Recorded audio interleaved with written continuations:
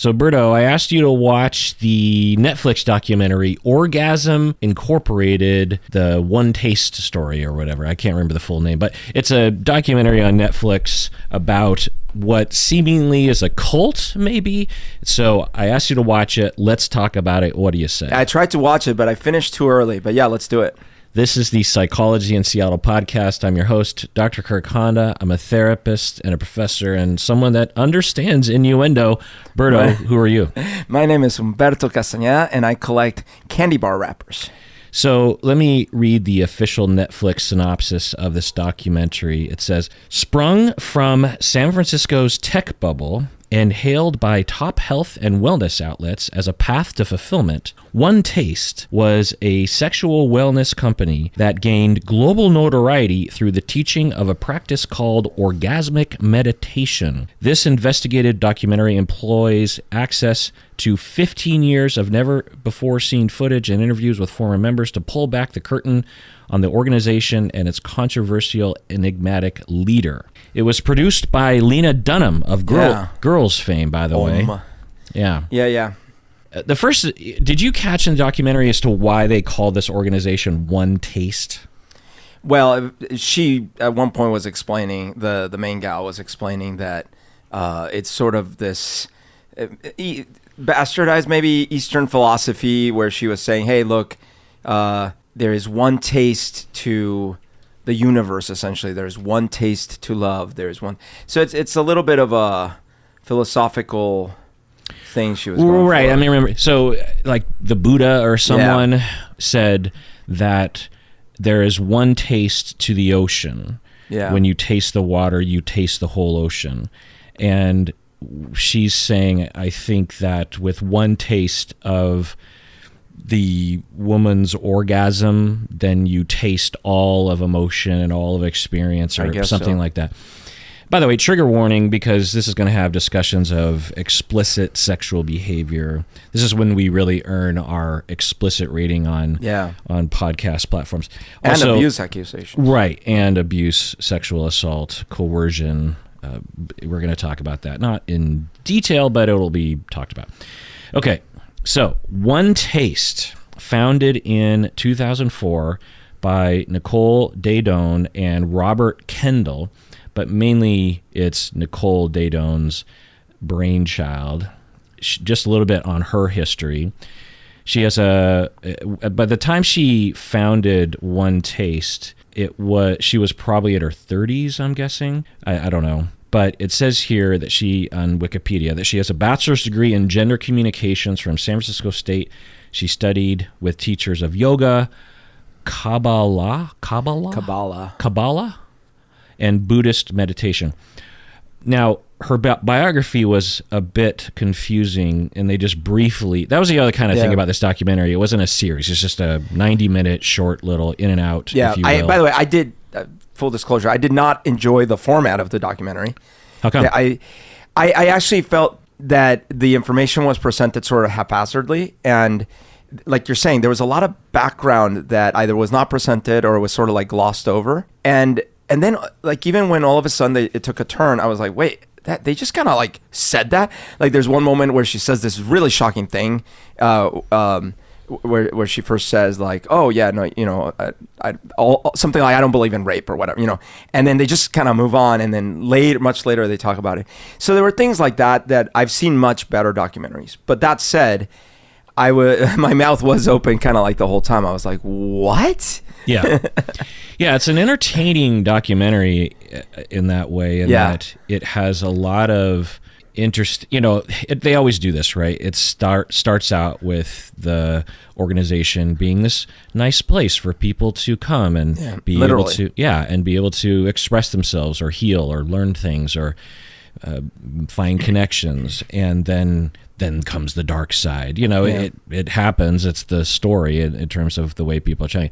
But anyway, her biography, as laid out in the documentary, people were saying that the way she talked about her history, that it changed over time. She would seemingly change details willy-nilly. Hard to say. They didn't really demonstrate that very well in the documentary, but people close to her were saying that. And sorry, and part of it is that they had footage of her, you know, bits and pieces all over the place.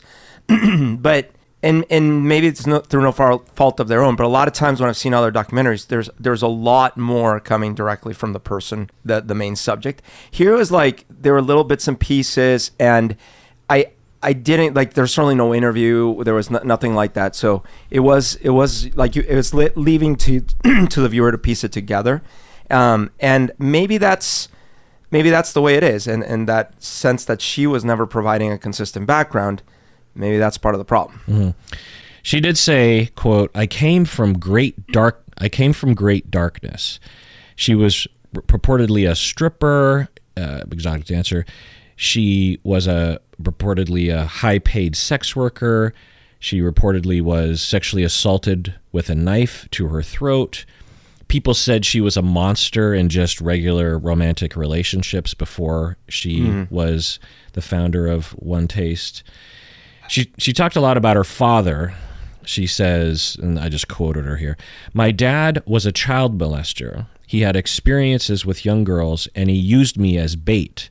So she talked about how she felt like she was colluding with her father. And just imagine that if that's true, which there's no reason to disbelieve her. And he was convicted. Okay, right. And well, according to her, right, it's all through her story, that's so true. We don't know.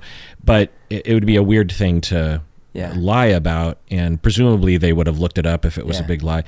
Plus, it might also kind of explain some of her behavior, which we'll get into in a second. But can you imagine that, just being a kid and being used as bait for your father to assault children? No, the sense I got out of all of it was, oh my gosh, this person must have been incredibly abused, including being used to abuse. Yeah.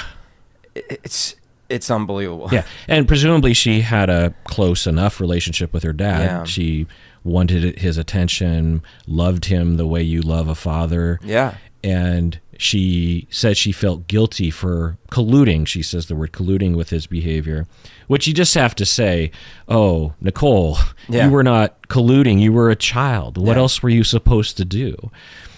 And she goes on to say, "My dad died in prison on 52 counts of child molestation," end of quote.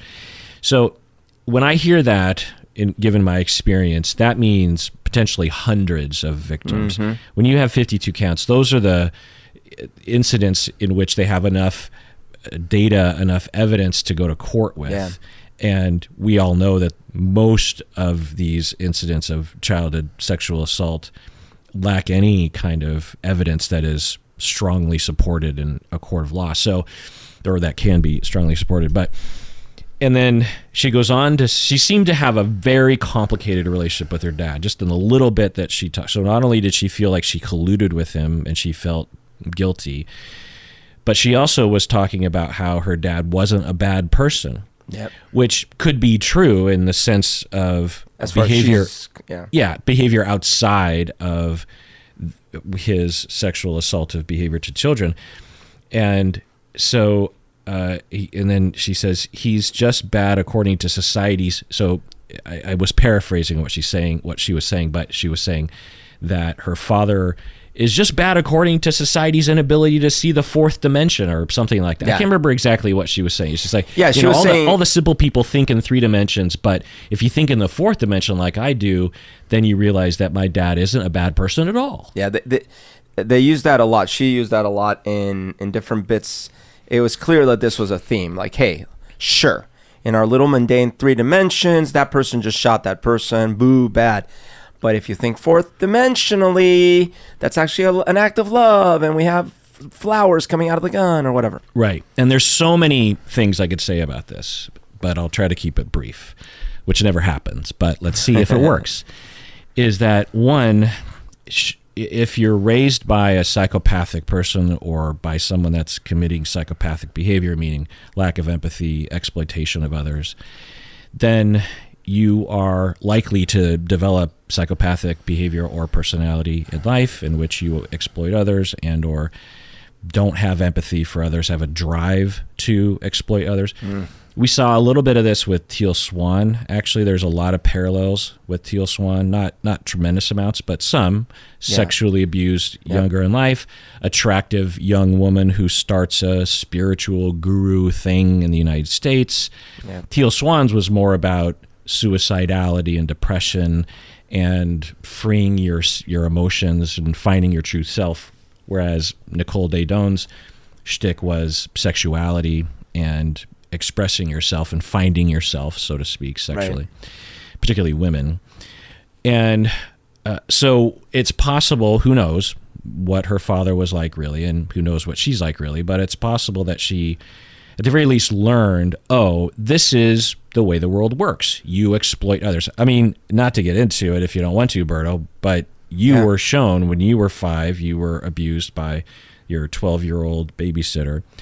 And you were shown, say, of the entire pie chart that represented love and attachment and connection for you, a slice of that pie was informed by this abusive relationship to you. And when you started to interact with other people, particularly girls your own age, throughout your childhood, teenage life, and adulthood, I don't know about teenage, but definitely childhood and adulthood, this behavior would emerge in you of exploitation. Right. It was definitely dormant, but it came out late. And it was patterned not only as a okay, this person's exploiting me, but also, hey, there's someone else here that's also being exploited, because there was 2 of us little boys that were babysat by the same person.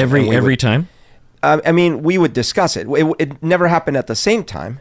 It's just that we would both discuss it, and we would be competing about it, because in our minds it's like, oh, she likes me more, or oh, really, whatever, because that was like, oh, I'm special because I've been included in this little club, and so what messages were being imprinted? Okay, this inappropriate sexuality means closeness and affection. Okay, great. It needs to be furtive, a hidden thing, and we certainly shouldn't talk about it, but it's not just me. Like, this, other people are victimized too, and that's fine. And not only that, was the furtiveness, did that make it special? Did it seem like, oh, it's so special that it needs to be hidden? I don't think I felt that way about it, because I actually, I remember I wasn't being careful, because of course I'm 5. So there's this trip that my dad actually doesn't remember that we took, and it was myself, my dad, this girl's parents, and me. I don't know if the other little boy was there. I don't think so. I think it was the girl there? Yeah, the girl was there. Okay. And so we went to this trip, and we were there, and I was like, hey, we should take a shower. And the adults kind of consider, meaning me and the babysitter, and the adults kind of considered it, and then they were like, oh, no. But I was insisting on it, which shows that for me, the secrecy wasn't that big of a deal. I was like, well, isn't this okay? Which is a weird thing, right? But well, you're 5'1". I'm 5, yeah. But part of me also knew that some of what we did was not okay to talk about. So it was okay for me to want to take a shower, but we should probably not talk about everything. Right. And also, I knew that there was this little secret club that I was in, and I could talk to this other little boy about it and kind of compete about it, but that was about it. Right. So when you became an adult, when the dormancy ended and you started interacting, maybe while being intoxicated or something, this side of you would occasionally emerge, and you would make other people, women your age, feel the way you felt when you were 5. Maybe not to that extent, but right. But there was an uncomfortable level, because, and I was unaware, because in my mind, A, yes, I'm under the influence, and B, I don't know, isn't this what you're supposed to do? Right. Yeah, because these behaviors get imprinted as an example of how you do things. And whenever we see these abnormal or problematic behaviors, we will really focus on it. But just think about everything that we do as adults. Yeah. The most notable thing is speaking whatever native tongue that you speak. Yeah. Everything that's coming out of my face right now, through my lungs and my larynx and my facial muscles and my lips, and processed in the brain, preemptively planned ahead of time, the syntax, the accent, the vocabulary, entirely 100% was through absorption. Yeah.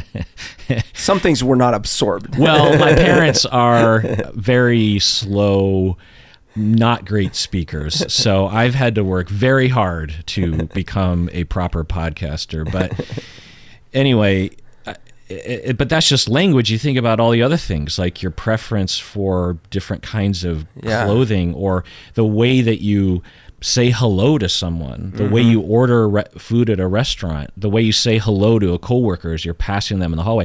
All of that was not invented by us as individuals. It was given to us little by little by everyone around us. That's what you do. And when it comes to sexuality or interacting with people, of course, it's the same thing. And when you're raised well enough, then you have behaviors to merge with others, connect with others, and bid for attention or sexuality from others in a way that is not harmful and not exploitative. But if you're taught that, then that's what you're going to do. Yep. So you're not a psychopath, but you had exploitative behavior. And if you were a psychopath, then you wouldn't have changed your ways as easily as you did. Well, and it blows my mind to think, because although I suffered abuse, mine was a contained, like it only happened for a relatively short amount of time. I was able to escape that because I moved to Colombia. And then in Colombia, I never again had abuse. Mm-hmm. And although I wasn't getting treatment for it, I never talked to anyone about it or anything. Yeah.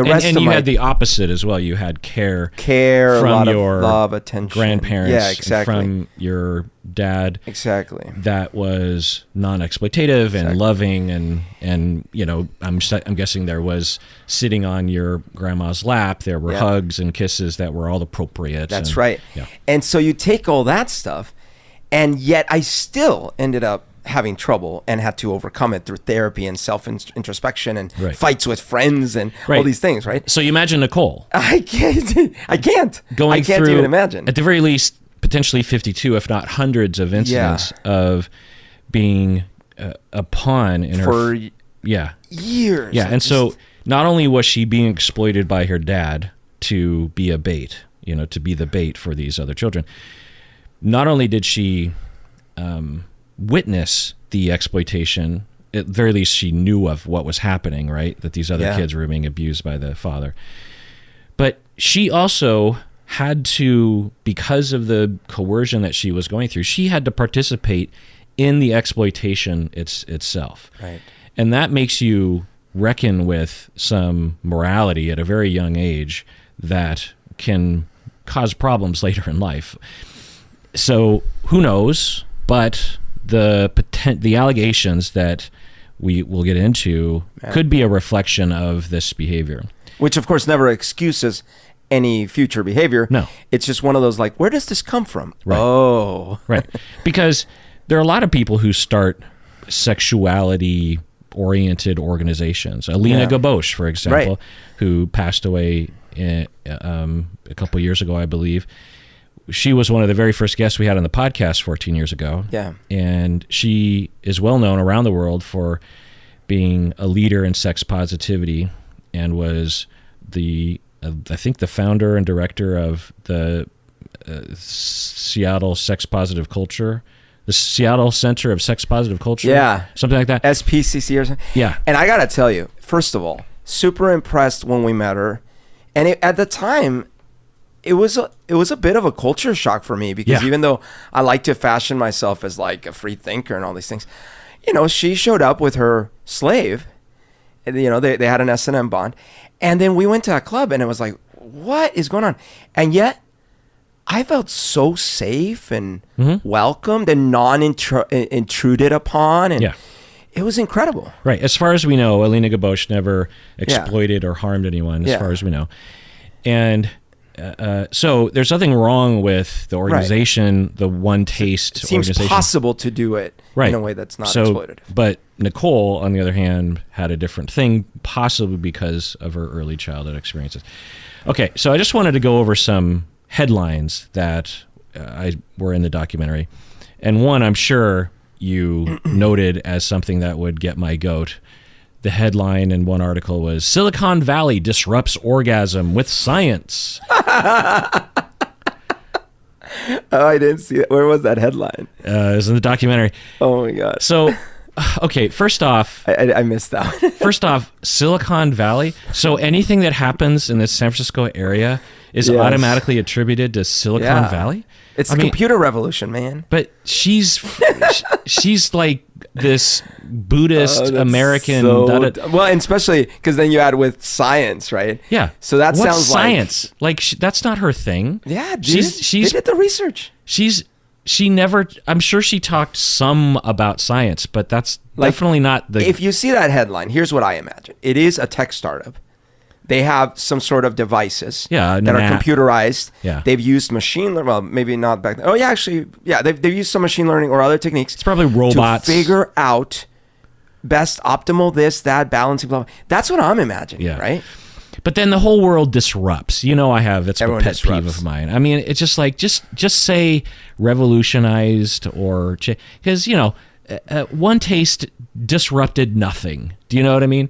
There are so many organizations around the world that are along these lines. OneTaste did nothing. It just was one of thousands of organizations that are trying to promote sex positivity. Like every bit of news nowadays, what is it? Destroys the internet, turns off the internet. I forget what the... Breaks the internet. Yeah. It breaks the internet. Another headline that was quoting one of the leaders was, "We are redefining what orgasm is." And I'm just thinking, like, huh?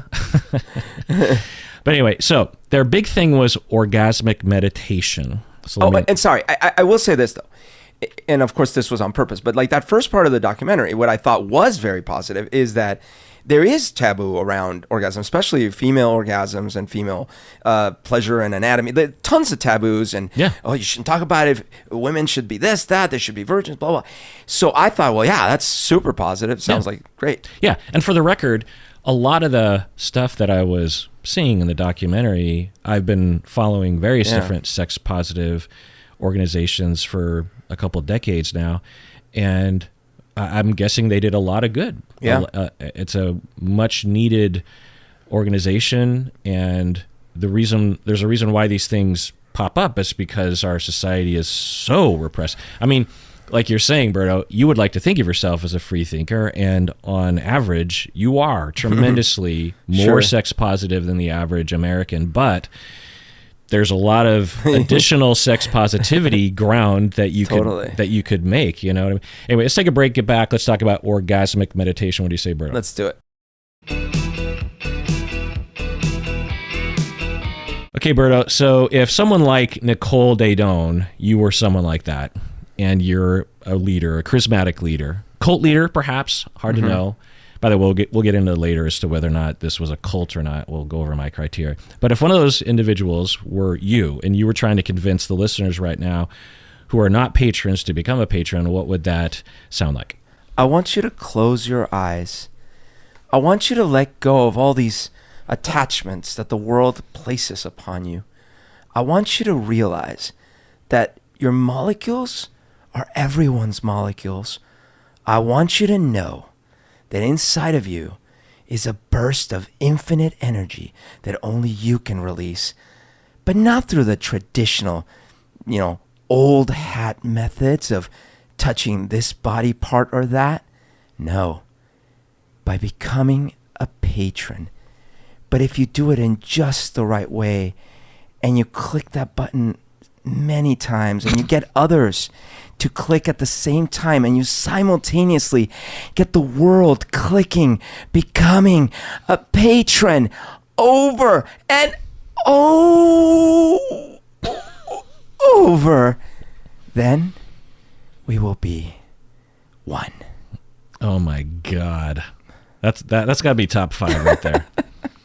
All right. So orgasmic meditation is a mindfulness practice where you focus your attention and it's basically honestly the way that the documentary described it, I was like, huh? I actually had to look up what it was exactly because Om. Yeah, you do. Well, they said it was oming, but Did they actually own? I don't think they owned, but it was like Orgasmic Meditation, so they abbreviated it to OM. Oh. And there's an association with OM and meditation. Right. So I don't know if they literally OM. Yeah, but basically, I think it was centered around women.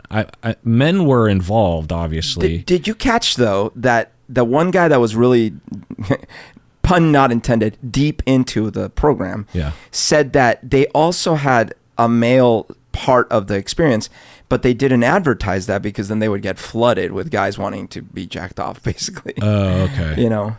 Well, according to different sources on the internet, so God knows, that it's orgasmic meditation is primarily something for women in which you have a partner, someone that you are in a relationship with or someone you just met, and this partner uses their finger to stimulate the clitoris, and the woman meditates on the sensation.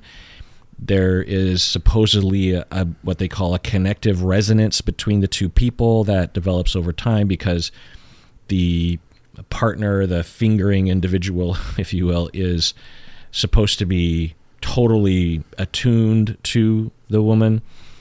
And Nicole Dadone described her work as one that places a near exclusive emphasis on women's pleasure, in which love, romance, and even flirtation are not required.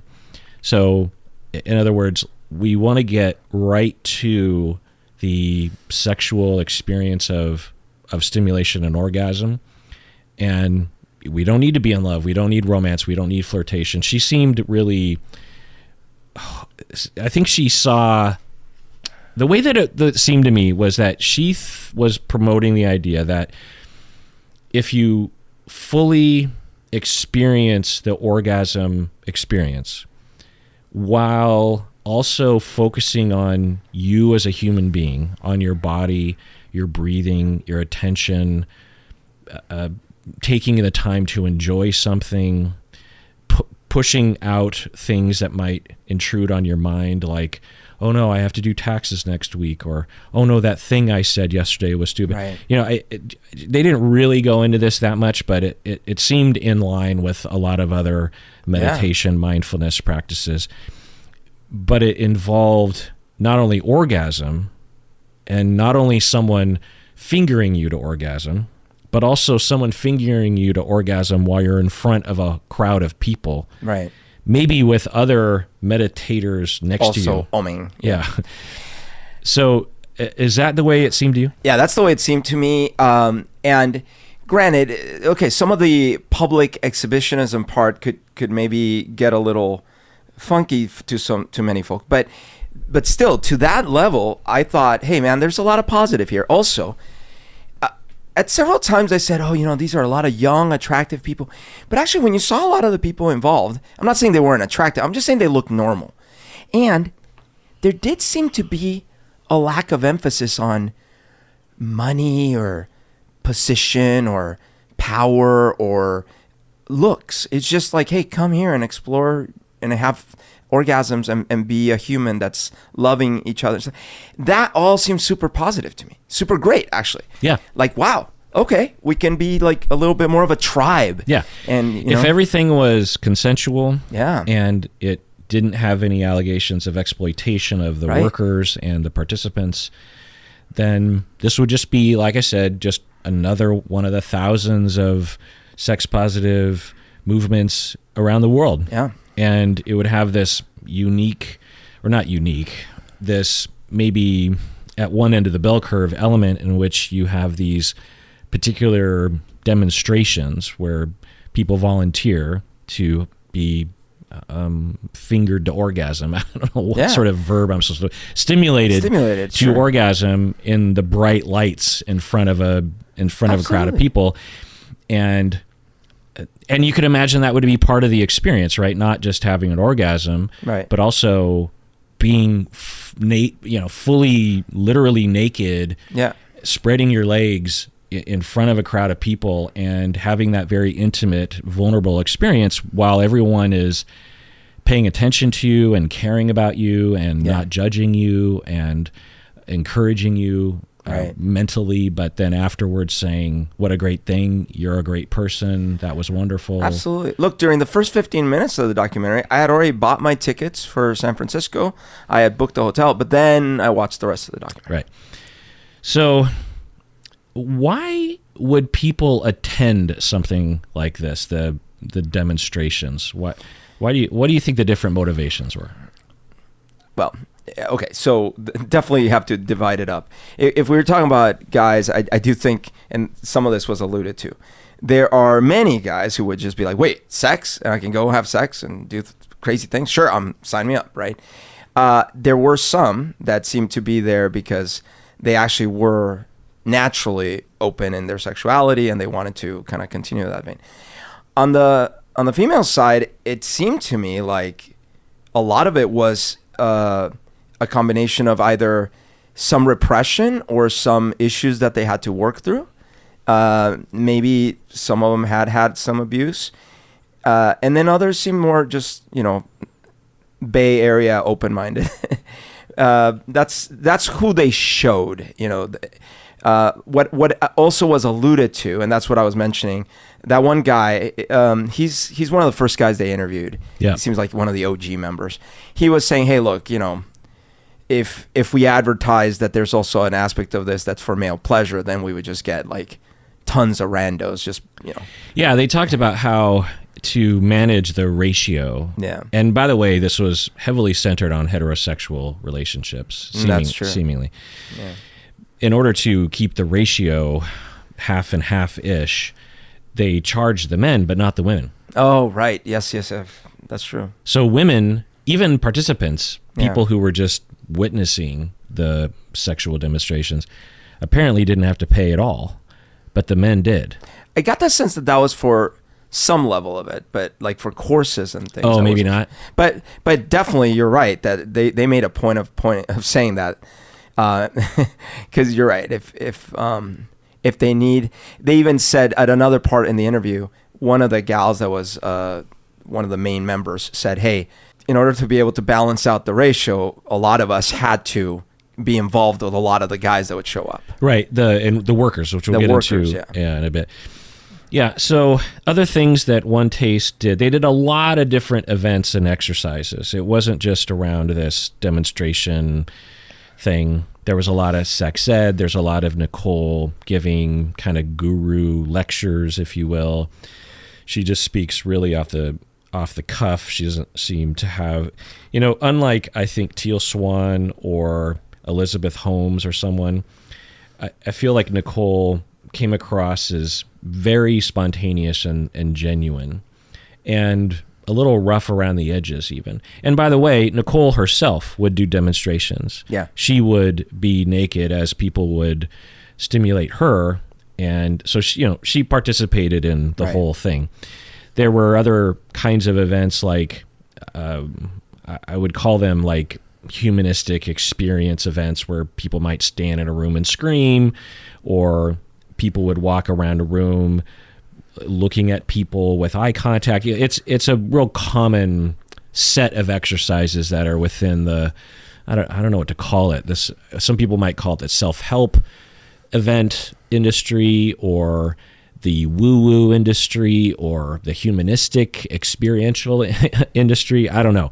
You're right that if I'm comparing this to different, people we've looked at, some of them, there's that range of some of them are always on, like no matter when they're who's talking to them, when they're always on, like an Elizabeth Holmes. Right. Right. Others, like who was the Fire Festival guy? Yeah. He's a little sloppier. Like sometimes he's on, sometimes he's not on, sometimes he's, and then this gal struck me as she could pass off as quite normal until she's talking about something and says something so outrageous. Right. And by the way, like rape is normal. Yeah. And it's all in your head. Yeah. That was her big thing, was that, hey, you think of yourself, all you women out there who think of yourself as victims of rape and sexual assault.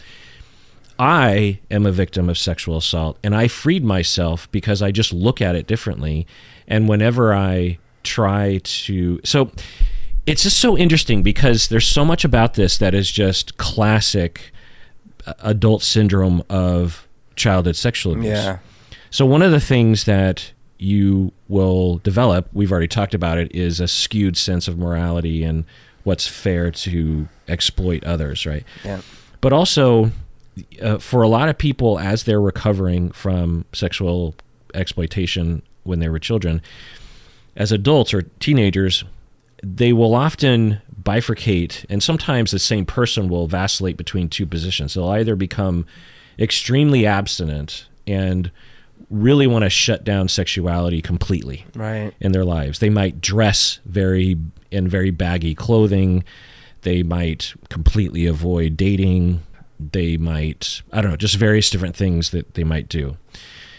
And then on the other side, you have hypersexuality, or they might dive into sexuality in a way that doesn't really lead to healing for them. It's just either sexuality for sexuality's sake, or could lead to exploitation and reharm of themselves. Yeah.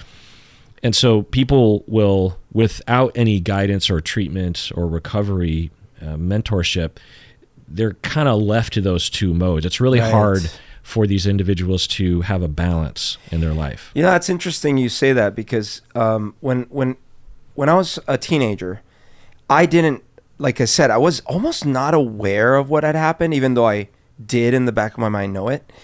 And I definitely didn't have any feelings like that, or, you know, consciously in my mind. And also, I was very Christian and very like, oh, I'm not going to have, you know, anything till I'm married, all these kinds of things, right? Then much later, I do remember in my late 20s especially, and again, especially related to alcohol, although not always, I would do self-harm things like, you know, do something with a stripper or something without any protection or something, you know, like stuff that is really dumb, and was me trying to recreate the abuse situation without knowing. Like, again, just like me, like, do, and then later thinking about it, going, wait a minute, that's odd. Right. Is that really what I wanted to do? Yeah. And one of the outgrowths of that side of things for many, not all, but some, is they will find a sense of power as they go into sexuality, right? That they're like, well, I'm always being harmed by sex. I'm never really enjoying it. I don't even really know what it means to enjoy sex. I don't even know what it means to ask myself, what do I want? But I know you're supposed to do sex, and I'm going to be abused and exploited at some point. That's just going to happen. But at least I can gain control over the situation. I will be the one who dictates when I am assaulted, when I am harmed. Okay, that's totally what my experience was, because when I had these experiences, and it literally was always with a stripper, you know, it wasn't the same person. It was like different people throughout a set of years, and not all the time, but it would happen from time to time. It was never about my pleasure, ever. It was always about me pleasuring them, and which is exactly what I was doing at 5 years old, because it was not at all about my pleasure. And I wasn't actually enjoying it. Like, if I think back, I'm like, there wasn't anything hot and awesome about it. It was just me literally like, oh, I must pleasure this person. And also putting myself in harm's way of, you know, STDs, things like that. But none of it clicked. All of it was like, dude, this is what I'm doing. Yeah, I think it generates from both what I'm saying, potentially, you know, case by case basis of, well, at least I'll be the one in control. I'm the one in control, because I set up the situation. I asked them if no one was doing it without their consent. Nothing. I'm going to be harmed. Yeah. It's going to happen. I might as well be the one who says when and where. Yeah. The other part of it is that skewing of the bell curve of morality and what's the way things are supposed to be, and that pie chart of what it means to connect with others. It's possible that when you would do this, you would feel disconnected from people, or from romantic partners, from companionship. And alcohol gave you this excuse to find the fastest way from A to B, which was part of this pie chart, which is, well, I will put myself in a situation where I'm exploited. Right. And that felt connected connecting when I was a kid, and it does have elements of connection, I guess. Yeah. But I don't, and there's never a point where, is this really what I want? Because you weren't allowed to ask yourself that question. No, right. And, this is compounded by the fact that your mom abandoned you, and you didn't have a lot of attunement around those early years. Right. So that question of what do I want? How do I matter? Might not have been fully resonant with you. So you're just kind of randomly shooting in the dark, trying to find ways of meeting your needs, and only kind of meeting your needs some of the time. And by the way, and it's being reinforced by a society and cultural norms that make it feel like it's actually okay. And what's the big deal? And you scored. Right. I mean, wait, you got a stripper to Like, you're the man. Right. Okay. So it's possible that for Nicole, she decided that part of her way of dealing with it was to do that side of things, which is to become very sexual. I don't know. This is purely speculative, but I've certainly worked with any therapists out there who've worked with any clients, really, because so many people have the adult syndrome of sexual abuse as a child, because so many people were sexually exploited as children. But so it's possible that Nicole was doing that, and as a way of feeling like she's in control of things, because she was massively exploited when she was a kid, she's like, I'm going to be the one to exploit, and I'm going to be the one, I'm going to be laid bare and exposed in ways that I don't really want to anyway. I might as well be the one in control of that. And if I'm the leader of this cult thing, then I will be able to dictate that. And bring others to do the same to them. Right.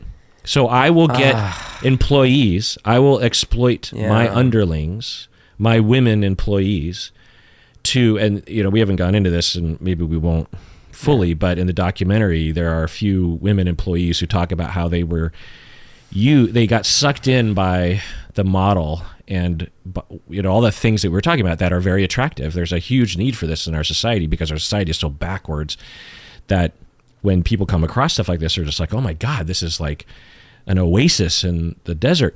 And then the exploitation starts to happen. Nicole allegedly starts to coerce her underlings in the same way that she was coerced by her father, to suck other people in, to exploit them, so that everyone's being exploited. Right. Nicole is exploiting the underlings are exploiting the Johns, if you will. Yeah.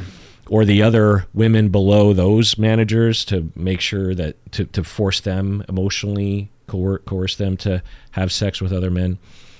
And that's why eventually the FBI starts looking into this, because it on the surface, it looks like a woo-woo, self-helpy, humanistic organization about sex positivity. But when you look at the structure of it, it begins to look like sex trafficking. Yeah. That right within our own borders, American citizens being coerced to have sex with people for money, because you have men coming in paying high fees, sometimes thousands of dollars for particular high-end events.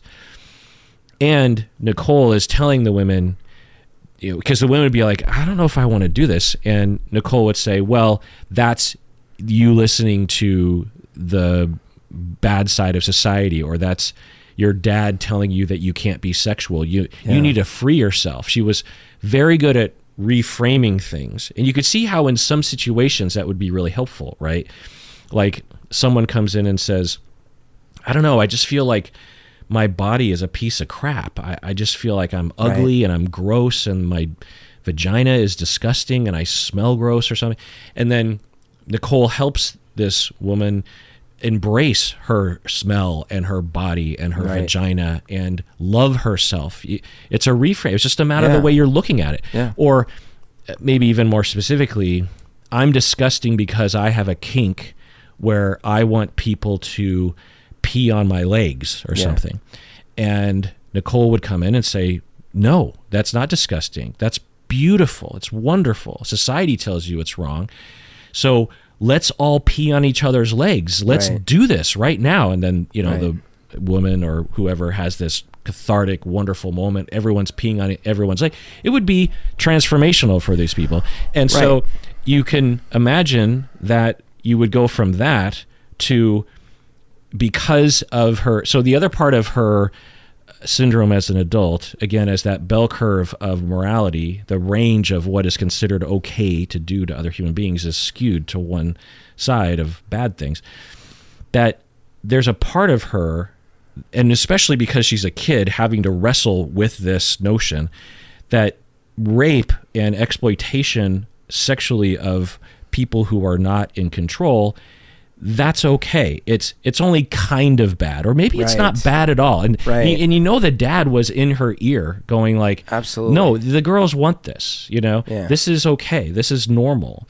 I'm helping these girls. The justification was obvious. And she even said at one point, just like she said, well, you know, you could decide that you're a victim, but you don't have to. And then she also said, and also same thing goes for like, okay, I guess you're a victimizer for the rest of your life. Right. She was trying to point to this thing of like, even victimizers are maybe not victimizers. Right. So if we translate that to when she's 7, we could absolutely imagine why she would develop this way of thinking, because she probably even was friends with some of these victims post-victimization. And the girls, her friends, were probably like, I don't think I like what your dad did. And what is the 7-year-old Nicole supposed to do? Right. I mean, that's an impossible situation. You could absolutely see a 7-year-old going like, well, it's just because you look at it the wrong way. Like, my dad's a nice person, and rape isn't a thing, and you're just choosing to be a victim. Yeah.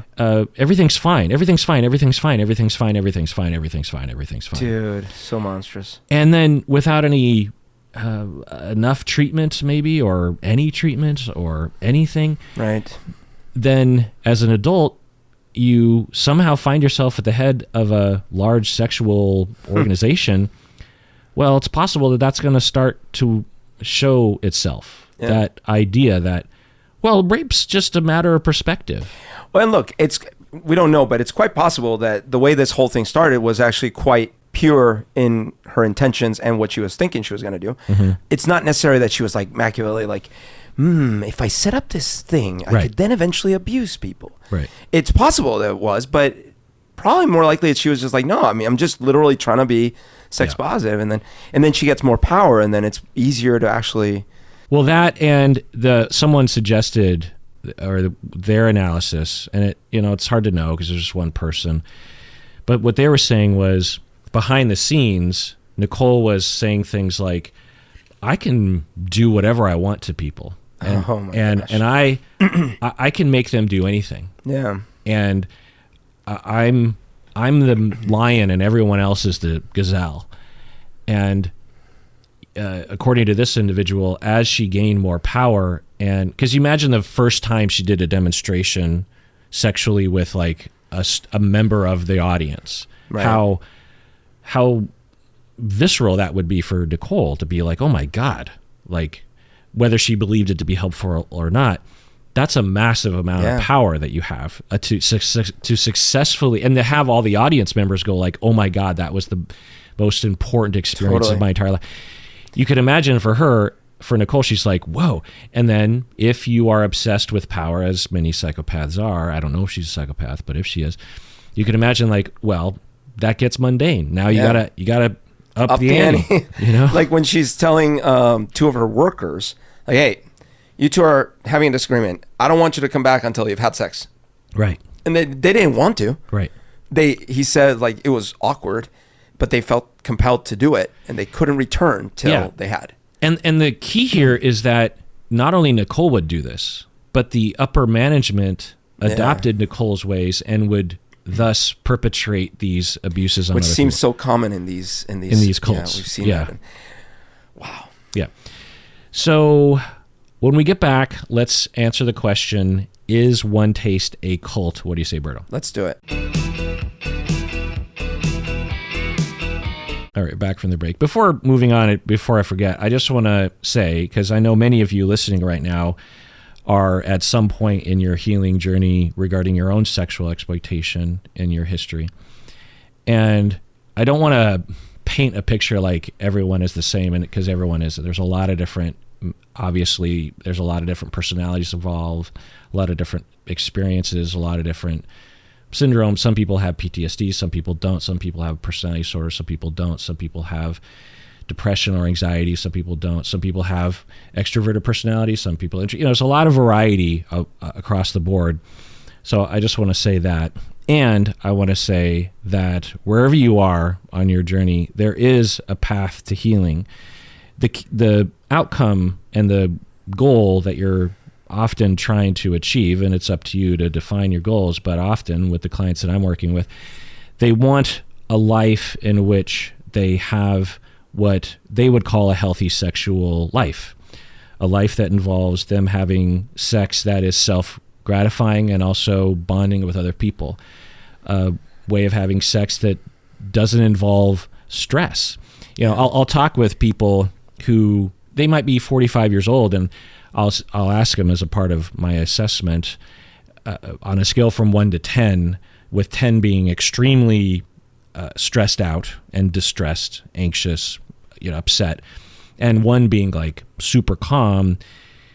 Where are you often, or what's the range when you're having sex? Where are you on that scale? And through the interview and the various different ways of asking that question, a lot of people will tell me their baseline, they've never been below a 5. Their entire life, 45 years old, every time they've had sex, they've always been a 5 out of 10 on the distress scale because of their traumatic history, right? Either PTSD is being triggered, or they just have a lot of schemas that involve shame or something. Or they've never even asked themselves, do I want to have sex? Do I even want to be with this person romantically? I don't even know if I can ask that question. It's all on autopilot. Yeah. So it's it can be rough, obviously. And so the goal is so that every time you have sex, you're a 1 or a 2. Yeah. And so if you're out there, that's one goal. Another goal is that you know what you want and you can embody what you want. Another goal is, if you do have trauma symptoms, trauma reactivity, that you can recover from that and thus not be triggered anymore. It might seem impossible, but it's one of the things that therapy helps really well with, which is that recovery from trauma, that sort of thing. And potentially spiritual elements to sexuality, connection with a higher being or God or the universe. Some people want that, some people don't. Mindfulness, being in the moment, enjoying yourself, really connecting with other people. Those are things that are available to people as they recover more and more, is my point. So I want to give people hope, is my point. And there are many therapists that specialize in this kind of work. Okay. So, is this a cult, Berto? I actually had a chance to revise my criteria. I keep revising it, but I like this current distillation of the different criteria. So I have 7 criteria. Okay. Let's go through them one by one. Number 1, Berto, charismatic authoritarian leader. Is there a charismatic authoritarian leader? It does seem that way, yes. They all speak very highly about her. She stands in front of them all and gives them very opinionated direction, instruction, and commands. And it seems like it's her way or the highway. But what we didn't see when we saw the Teal Swan one, there were clearly moments that were filmed where it's literally, it's my way or the highway. Right. This one, they were all implied or someone related them. But you could kind of see it through the seams. It just wasn't as evident in the film. Right. Yeah. Definitely charismatic. I mean, if I didn't know she was allegedly a cult leader who harmed others, I would be drawn to her as a lecturer. She has a very intelligent, inspirational way of speaking. Yeah, every time, even when she's saying the kooky things of fourth dimension stuff, except when she starts actually saying vile, horrible things, it sounds like, wow, this is compelling. Yeah. Yeah, the authoritarian part of that criterion, I think is, in my opinion, in terms of the documentary and what they demonstrated, it didn't seem like as much as the others, like Keith Raniere in particular. I mean, he literally imprisoned women for his own sexual gratification. literally had sex slaves who he would coerce. He would make them commit crimes and then film that and then use those to blackmail. Use that evidence to blackmail them so that he could imprison them and make them do whatever he wanted to them. So that's authoritarian. What Nicole Daedone was doing was in that direction. You know, like someone was saying that someone wanted to leave the group and she was very pointed in her disdain and disapproval of this individual, that kind of thing. Okay, number 2. So with number 1, we'll go like, well, we'll give a half point. At least half point, yeah. And there weren't any accounts, at least I don't remember, and they ruined my life because I left. Yeah. Now, that doesn't mean there wasn't coercion. That doesn't. It's just the extent of it is. Yeah. Number 2, isolation of the followers. Isolation. Did Nicole and the second in command woman, did they isolate the followers from others? That I don't know. Like, they obviously had their club, and they a lot of them lived together, which is isolating. But it seemed, I don't know. I didn't get the sense of like, and I wasn't allowed to see my family, and I couldn't leave the compound. Exactly. Yeah. So there didn't seem to be any evidence of that. Number 3, systems of control, where there are systems within the dogma or the practices of the organization that worked to control the members.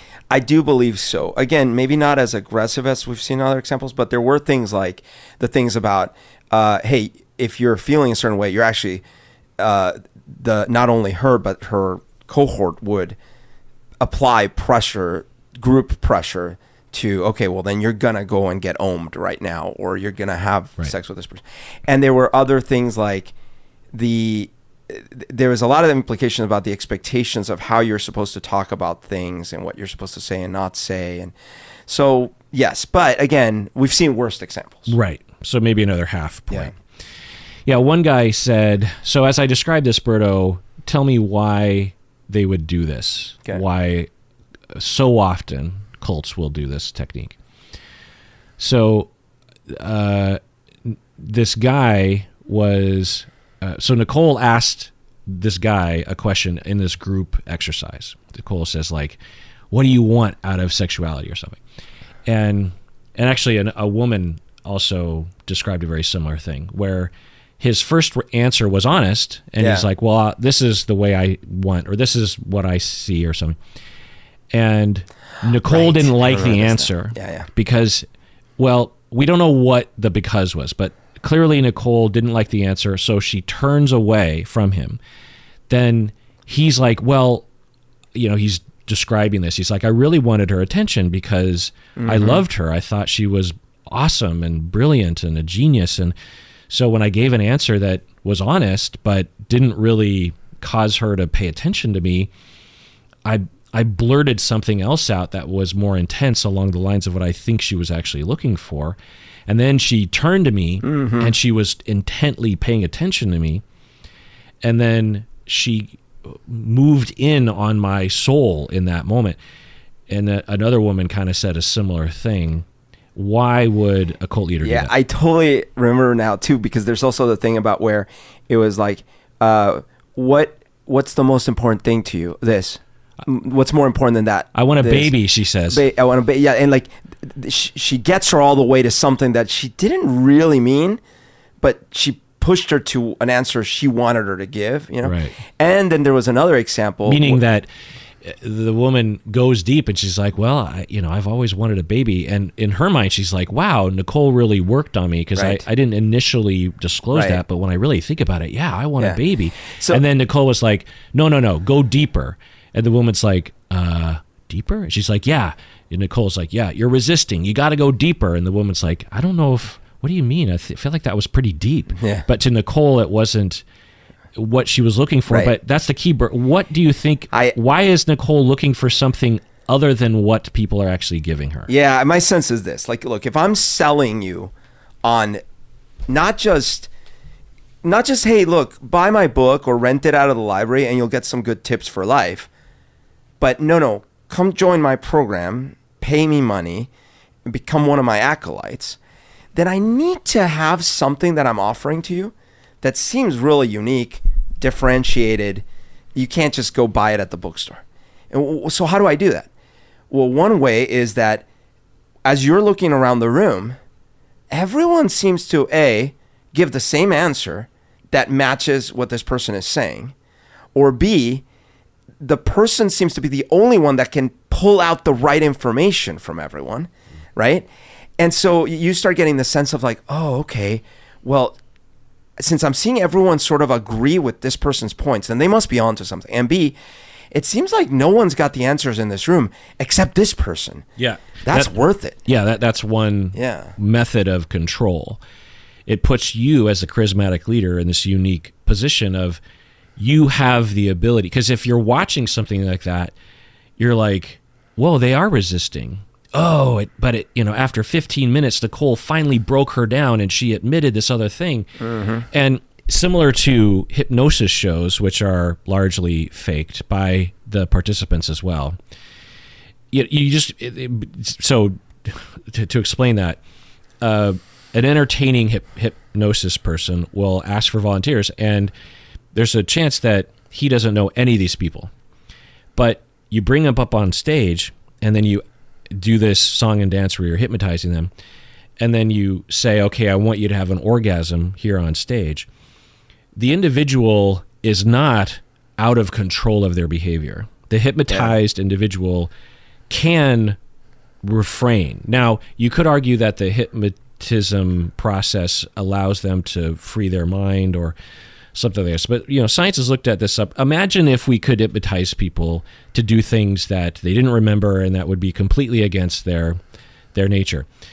There's been a bunch of studies on this. Like, one of the findings is that people that volunteer to go on stage to be hypnotized are typically your more outgoing, stage-oriented people. Right. They want to show off.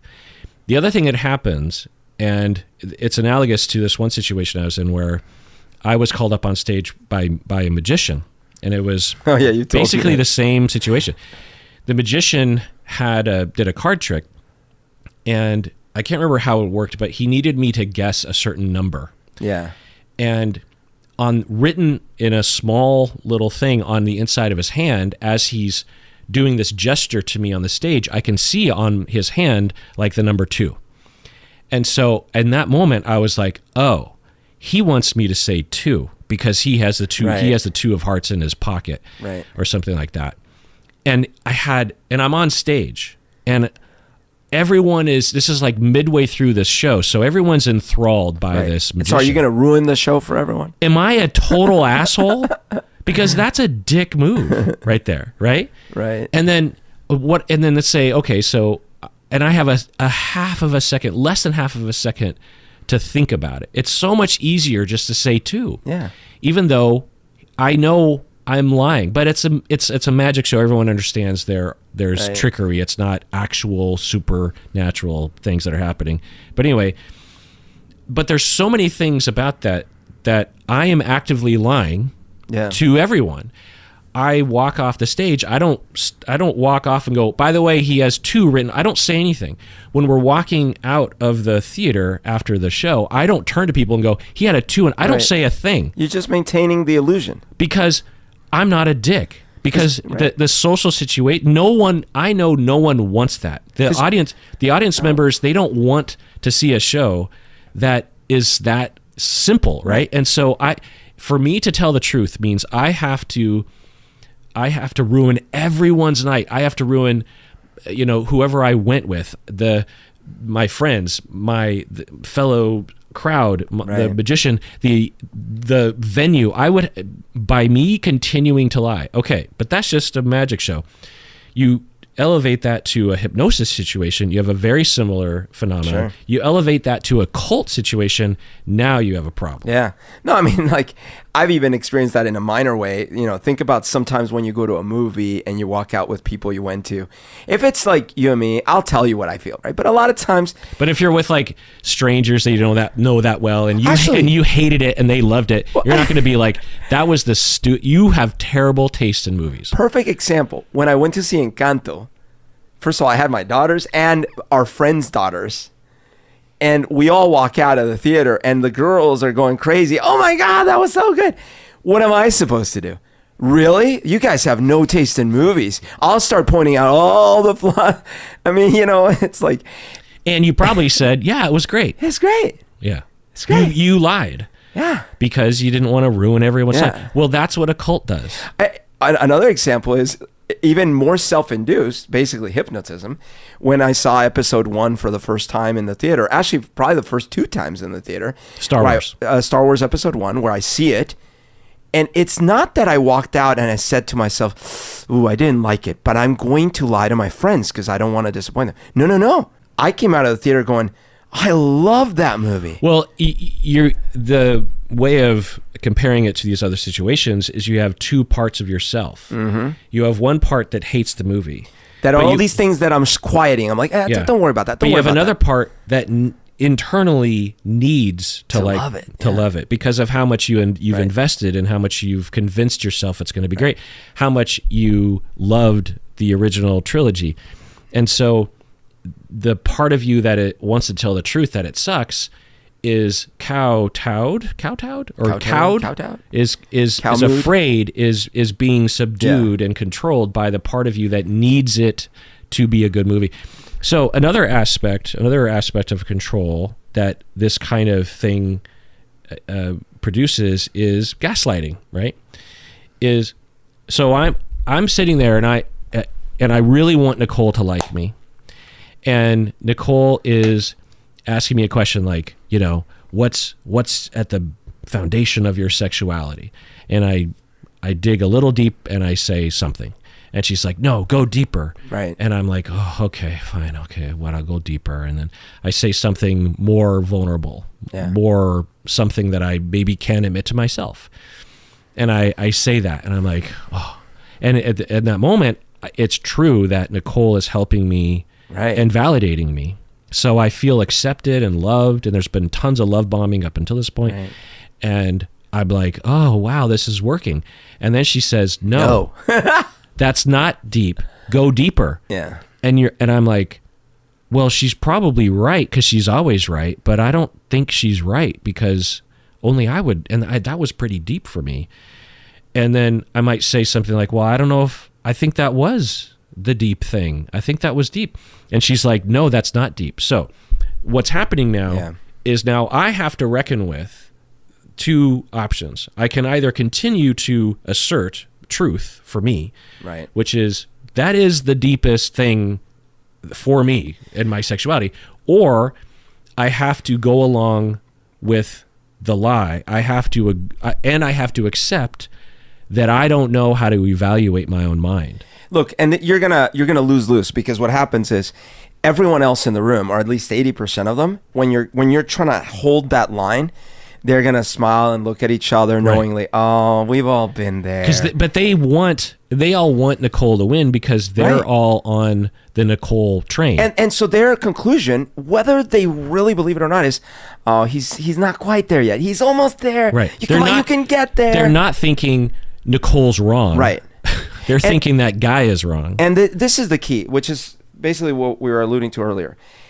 Part of the reason you can't land on that answer that was true to you is because that's not the program we're selling. We're not selling a program where it's just a whole bunch of disparate truths that everyone kind of arrives to.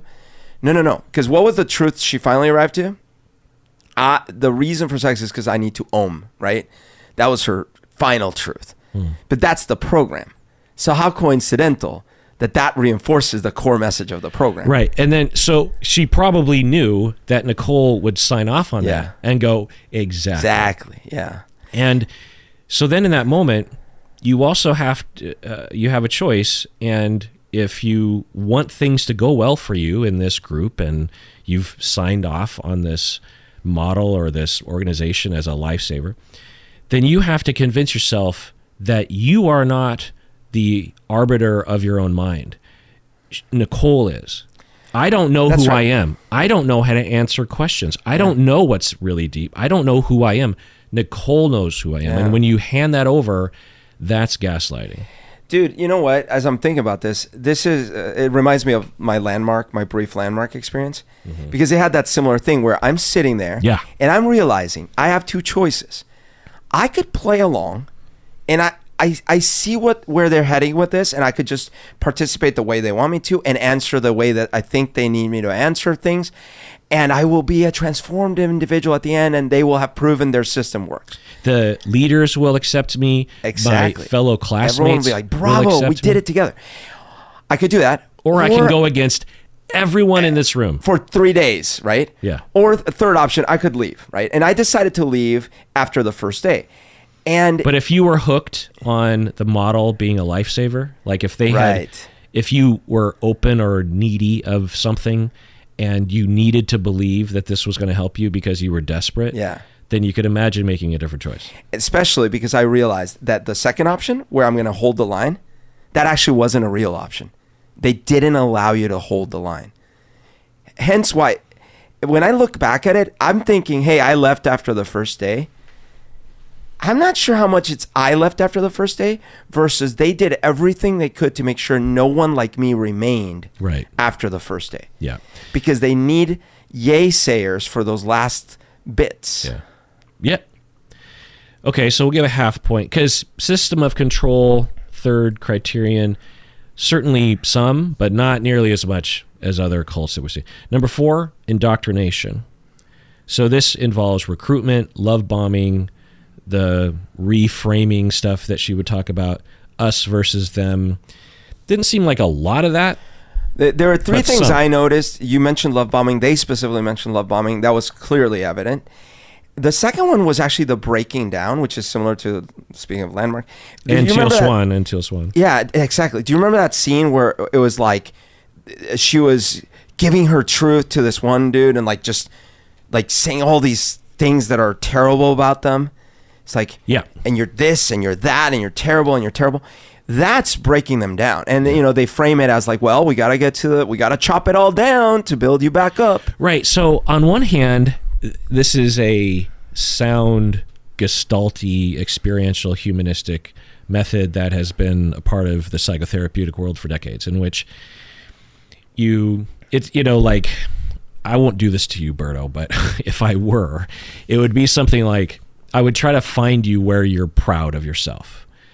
And I would say something like, your job is actually useless. You are wasting your time. What's wrong with collecting? What's wrong with collecting candy wrappers? Or you being a podcast host is just you being narcissistic, and you're like, well, yeah. And then I would really go for it, though. I'd really just. But that means you're adding zero value to the world. And you're a piece of shit. You're just taking up space. Yeah. So.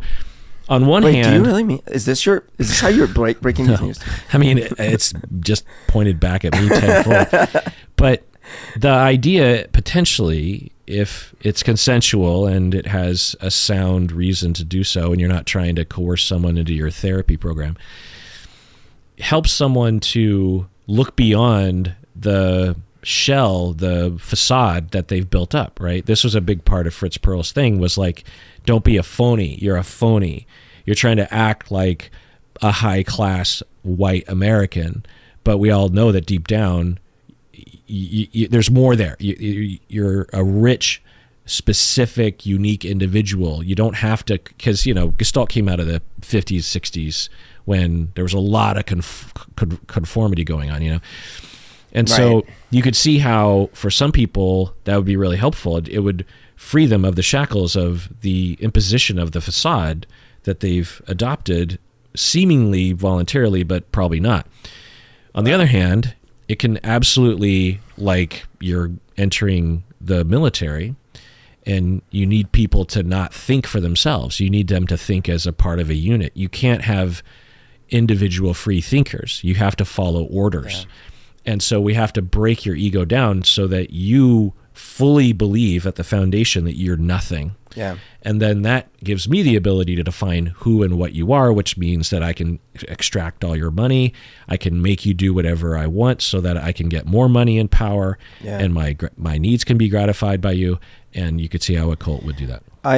also think that that breakdown process, what's interesting is you could think, okay, well, maybe that's really useful, especially for people already in power. Like what if people that have, the more power you have, the more you, as part of your ongoing self-therapy or whatever, you get to listen to what others find as flaws with your approach. Not necessarily insults and things like that, but rather, so imagine in her case, she has a round table where it's like, okay, tell me what you don't think is working here. Tell me what you see I'm doing wrong, right? Like a feedback session, because she's the one in power. And guess what? People in power tend to get bigger and bigger heads and tend to, let it go to their head. So that might be actually useful. Again, not insulting her, but just really like giving these pointed piece of feedback. But when it's her, the powerful one, insulting the newbies, the noobs, that is the part that's shady. That's the control bit. Yeah. I mean, who knows, but it certainly would fall in line with cult-like behavior. Number 5, there's no legitimate reason to leave is a universal cult criterion. Yeah, it didn't seem like this one was met very strong. If so, they didn't present it. Yeah, I mean, maybe a little bit, because those people who were wanting to leave would be coerced into staying, but it wasn't necessarily demonstrated in a quintessential way like we would see with other cults. In other cults, they'll say like, well, I don't want to live in the compound anymore. I feel like I want to do something else with my life. They would say, you are the devil now. Yeah. And if you having that thought means we have to do 6 weeks of exorcism and tie you to a bedpost. So obviously that's did not see that. And maybe it's the cult wasn't allowed to run its course, but yeah. Which could be an indication of our system working. Number 6, and this is the one I added, which I think is important to be explicit about, is that the organization causes unreasonable harm to themselves or others. That one, there are accounts in the documentary that seem to have caused unreasonable harm to others. Right. Yeah. Members of the organization. Right. Because if all the control or not control, but the tactics or the techniques or the exercises, the demonstrations, for example, were done without anyone being unreasonably harmed, meaning that, because you could see a situation where a legit, well-run, healthy organization would even do the same demonstrations, and they would have volunteers, and they say, okay, I want you to go home, and I want you to think about it. Talk with your therapist, make sure that this is okay with you, given your traumas, whatever. And then once that works out, then you can come back and make an informed, and here's a consent form that has all the possible things that could happen to you. There'll be a little meeting beforehand of just like, so are you sure you want to do this? Because, and here's your safe word. And it could go this wrong, or understand that all the people in that room, they know who you are, and they could tweet that they saw you. That there's nothing illegal about. They're not supposed to, and they probably won't. But is that okay with you? You understand? A lot of emotions could happen in a moment, and then the person's like, something kind of wonky could happen to me, but I so much want to do this. I've wanted to do it for. Okay, so they come up on stage, they do it, and they have some corner of their trauma is triggered, and they have 6 weeks of depression, anxiety, and dissociation, and so you could see a situation like that, someone would be harmed, but you took a lot of precautions to avoid it. So it's not that an organization, whether or not it causes harm or not, it's if it's unreasonable and if the potential good or the demonstrated good doesn't outweigh the justification of taking the risk for harm. Because, and you could even say that in the scenario I laid out, that even given what we saw from the documentary, that the potential transformative nature of these demonstrations that this individual woman could experience is potentially so good that everyone agrees, including the participant, that it justifies the risk. Look at it in a small way. So a year ago or something, we had an event for my work. So a lot of people came. It was like a big offsite for wrapper collectors. And in this event, we had to form into groups and then do a presentation. And someone from the group was selected to do the presentation. Now, you know me. Were they naked? No, in my mind maybe, but were there no orgasms involved? No. In my mind, maybe? In my mind, maybe. Now, you know me. You can imagine that for my group, I would be the first to volunteer and probably be selected to be the one to speak for the group. Yeah. Which I was. Yeah. But unbeknownst to the group and the event organizers, I was at the time still not very leveled in terms of my thyroid replacement medicine. And guess what? That causes wild swings in hormones and anxiety. So I didn't know it when I said, yeah, I'll do it. But when I went to go up to give our presentation, which was nothing, it wasn't a high stakes presentation, but just the fact that I was in front of like 150 people or so, as I was speaking, had a panic attack, an anxiety attack. And then it took me, when I was done speaking, I went out of the room and went into a room to do breathing and calm myself down. My blood pressure rose, all these things. Did they do harm to me? Well, yes, but come on, it was not by intention. It was something that they had no way of knowing. So you can be harmed in a lot of ways by group things and by stuff that takes you out of your comfort zone. But there's a vast gulf of difference between that and almost engineered harm. Right. The coercion of women to have sex with people that they don't want to have sex with. Even the philosophy, because the philosophy of, you know what, we need to bring back the primal male aggression. Right. So there's so much to talk about, but just a little bit on that is that if you watch the documentary, you know what we're talking about. But yeah, there were quotes from her saying things like, what's this quote that I have from her up here? That she says, something about being raped. Oh, she says, we're going to sell a shirt that says, I got raped and all I got was a victim story. Right. And then she even said the same. And we could do the same for victimizers. Right. I was a victimizer and all I got was a victimizer story or something. Right. Basically, her saying that being raped is no big deal. Yeah. And you get a victim story, la-ti-da. You're choosing to see it as being victimized. She did a lot of things along those lines. And it's one thing to deny people their truth and to gaslight people into thinking that they weren't actually harmed when they absolutely were. It's another thing to engineer the harm. Yeah.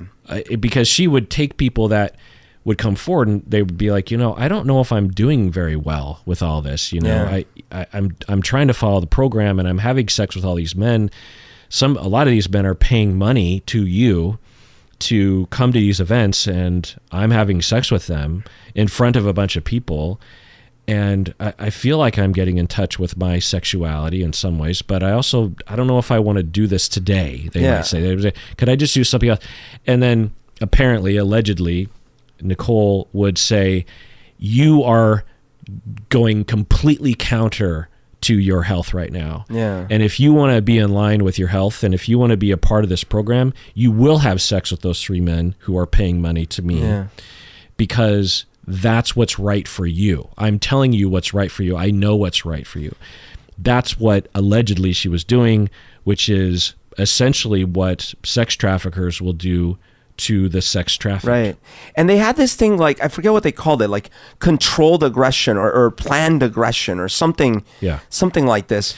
And seemingly, allegedly, and you could absolutely see this happening, there are predators, people who want to rape, sexual sadists, criminals, find out about this sort of thing through the internet or rumors or something, and they're like, wait, so there's an organization where women, without wanting to, are forced to have sex with men who pay money.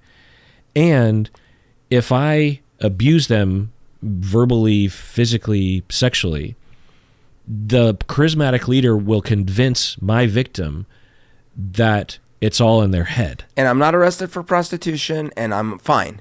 And I'm praised. Yeah. And I'm actually...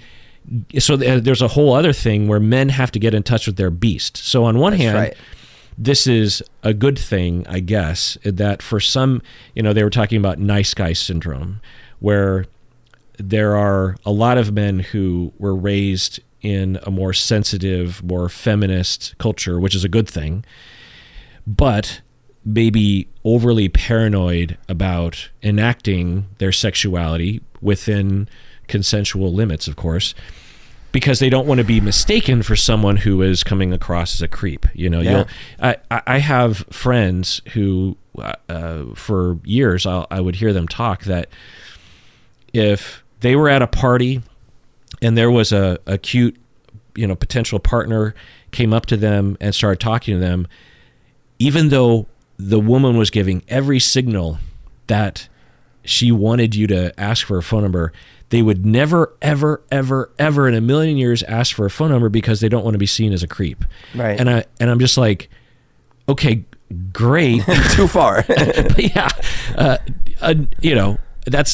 you're probably giving off signals that you don't like someone potentially. Right. And so, but can't we imagine reframing it instead of like, we got to bring out the inner beast, the inner, aggression, the beast of the male that grabs the woman by the hair. Yeah. Like, instead of that, couldn't it be like, we want to bring out the confident part of you, right? The complete human, yeah. All these things. Another part of this cult organization that was bothering me is seemingly everything was genderized and heteronormative. Yeah. That men need to let out their beast and essentially become either confident, balanced men or rapists, yeah. depending on how far you go with it. And women have to let go of the notion that they are sluts if they want to have sex, or to take it further, they have to allow themselves to be raped. And, Just so used. there was a good version probably for a lot of people where they got to that good, but many men don't need to increase their aggressiveness. Yeah. You know what I mean? And many women are already okay with the fact that they're a sexual creature. It just, I don't know, but it seemed to be kind of blanketly women are from Venus, men are from Mars.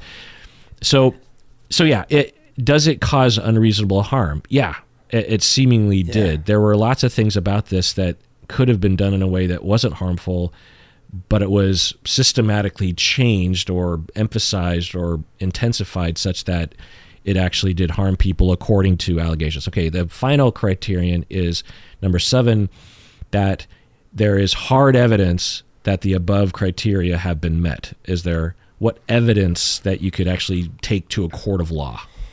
I think that there was that one gal that actually didn't come forward, but could have. Her sister did. Yeah, that seems like a trial waiting to happen. Right, because she was talking about how her experiences were. She was run through a lot of the things we've talked about, where she tried to get out and she was convinced to stay back in, manipulated. That the several men who were probably predators to begin with, she was forced to have sex with and forced to be allowed to have them physically and sexually assault her. The accusations were horrific. Yeah. So if that went to trial, right. And that wasn't the only person. Right. And a lot of the workers, not just members, but people who were employees were saying like, I saw stuff like that. That didn't happen to me, but I saw that being absolutely implemented on other people. Even some of the ones that are still sounding supportive and maybe even still admire the person, they were also saying that they were forced to do, that they were coerced to do things they didn't actually want to do. So it wasn't, now granted, they didn't interview everyone probably, but they certainly didn't interview her, but there was a lot there that you could think, you could form a case. By the way, you mentioned something a little bit earlier that there's probably predators out there that would find this. I don't know if you recently saw this clip of this really disturbed guy that went to the cops complaining that he was pursuing this female with a mixtape that she was refusing to listen, and that he was chasing her. And he was telling the cops, but you know how women are. They have rape fantasies. Like, he was trying to convince the cops that it's just totally normal. Yeah, I think that's the kind of guy you could risk getting into a situation like this where he's like, oh, see, I knew it. And great. Now I can just pay some money. And instead of like chasing people downtown, I could just come here and do it. Yeah. Yeah. And it seems like instead of there being guardrails against that sort of person, well, at least from what we saw, it's almost like, yeah, great. You can talk to us about that male aggression. Yeah. Not only are you healthy, but you will help these repressed females become more healthy. Yeah. Because you will subject them to your inner beast, and they will have to wrestle with that and accept it, because that's, and again, going back to her childhood, yikes. Yeah. Right? Yeah. So someone writes an article about this group, and then the cult or the group stopped having events. They just went to online, which kind of says something. Then the FBI picks up the story and they start investigating. It's still an ongoing investigation. Allegations are sex trafficking, as we said, illegal sex work, which isn't probably a huge violation. Sex trafficking is a huge violation. And also violating labor laws. That one guy said he was promised profit sharing on the order of like 40% or something. And then it was like not really anything. They kept walking it back. And you can't hire someone and tell someone you're going to give them a certain benefit or compensation and then just slowly not do that for them. So another bit of thing here, it says, former members have testified that OneTaste resembled a kind of prostitution ring and sex trafficking. And then in 2015, a former employee received a quote-unquote six-figure settlement for sexual assault and harassment. So someone did win a settlement. They didn't actually, the trier of fact wasn't put to the test, but at the very least, the lawyers for OneTaste decided, well, let's pay this person out so that we can move on. So who knows about that? And Nicole herself moved out of the country and became like an author, but I think now she's back in country. So anyway, all right. To close it out, Berto, how many Bertos out of 10 would you give it? Well, the documentary, like I said, I've seen better documentaries in their format, so I'd probably give the format 6. In terms of entertainment, it's a weird word to use because it's horrific subject matter as well. But it was very interesting, so I'd give it an 8 in that sense. Yeah. Probably give it, like a 6 or 7, maybe a 6. Critics on Rotten Tomatoes, what do you think they... Oh, interesting. I knew you were going to ask me, but I'd say 80%. Smack dab on it there, Berto. Really? 80. Wow. Yeah. You got the finger right in there. Lots of people saying about how enthralling and engaging it was. Yeah. Audience. Oh man, it's a topic, a hot topic, so I'll go 87%. 33. So my experience actually is not uncommon. I was actually too generous, it seems. Well, let me read you some of the bad reviews. Okay. Just another cancel culture film. Oh no. Yeah. Why didn't I think of this? Of course. Well, what do you mean of course? Of course I should know that the people complaining are like, everyone's too sensitive. Why would they cancel her? They did it voluntarily. Women are just, they want it both ways. And they really want the bad guy, but then they complain when they get raped. Oh my gosh. Yeah.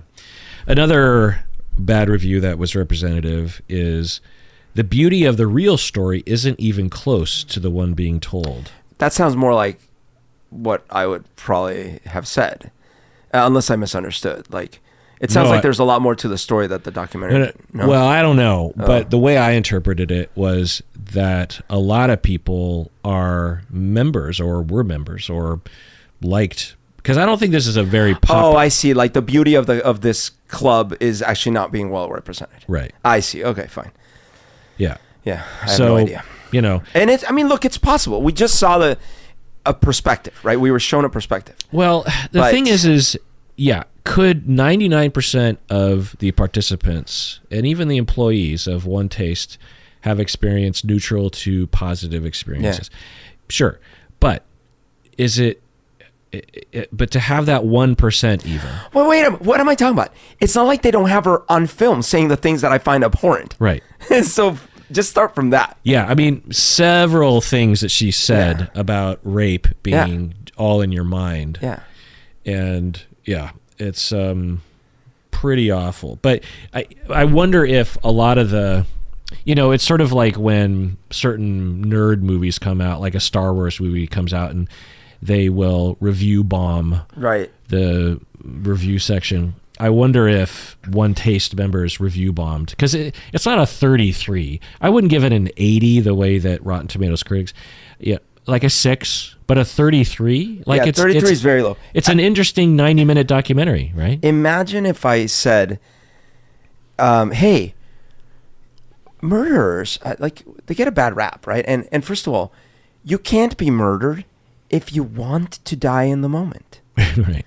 And that's essentially what she was saying. She was saying being murdered is just a matter of perspective. That's right. You can't be raped if you fully give into the om. Hey, everyone dies, and you're just going to get reincarnated anyway. So this is why I'm like, whatever.